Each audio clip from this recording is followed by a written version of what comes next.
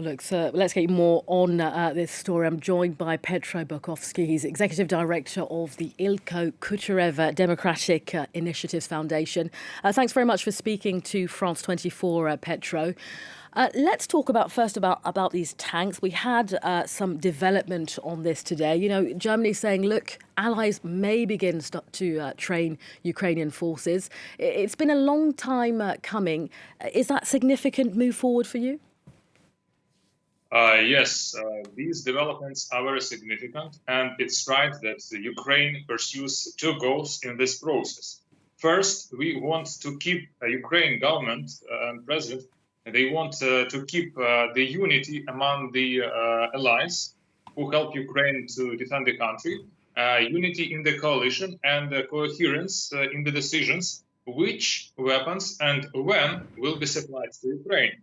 And since right now we have an imminent threat of the new Russian assault, a very massive attack, which is prepared by the new commander on the Russian side, General Gerasimov, therefore we need very specific numbers and types of the weapons, including main battle tanks, including infantry fighting vehicles and armored vehicles to protect our troops during the defensive actions. I mean, there's been a lot of talk, Petro, about these tanks over the last few days. We saw that nothing really happened in that meeting at Ramstein on Friday.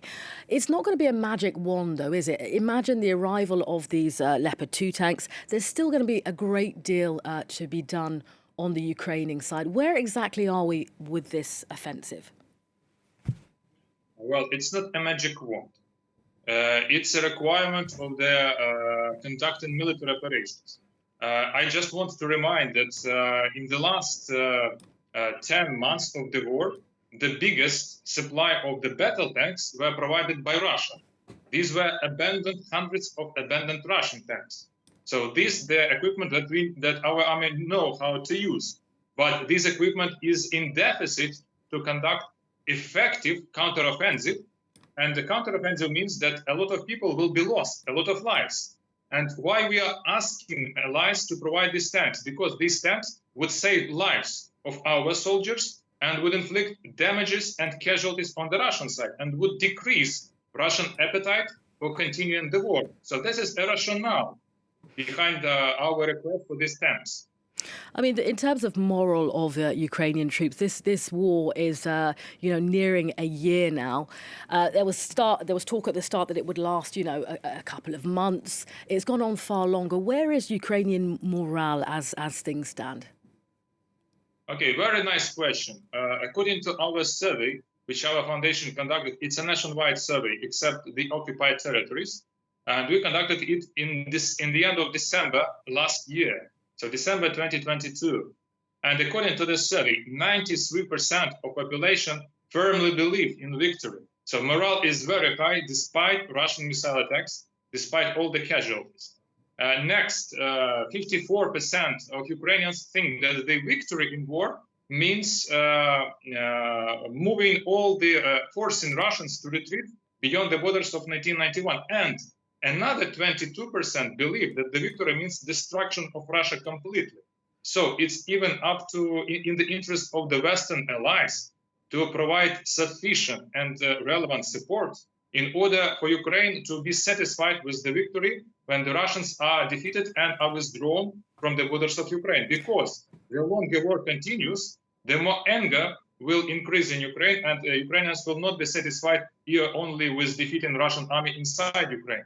But you spoke about anger there, Petro. Sorry to cut you. Spoke about anger there. It won't have escaped you news of corruption, among some of Ukraine's top ministers.